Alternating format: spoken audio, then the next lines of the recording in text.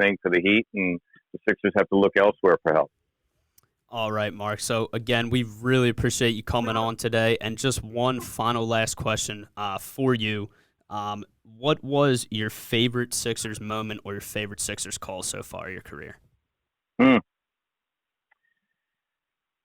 I often tell people that my favorite game to call was Game 3 of the 1999 NBA playoff series between the Sixers and Orlando. The Sixers had made the playoffs for the first time in 8 years. They were a 6 seed. The Magic was a 3 seed.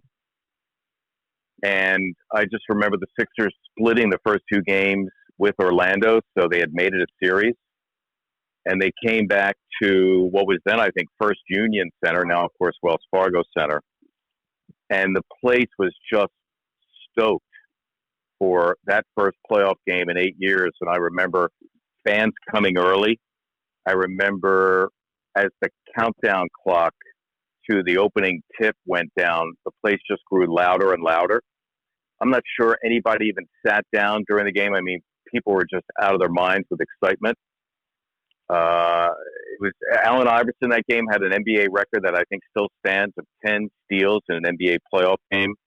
So he was out of his mind. I remember Matt Geiger nearly having a fight with the late Chuck Daly, who was then the coach of the Orlando Magic.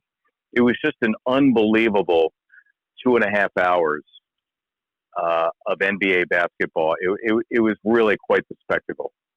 So that, I think, as I'm closer to the end as opposed to the beginning, will probably end up being my most memorable moment.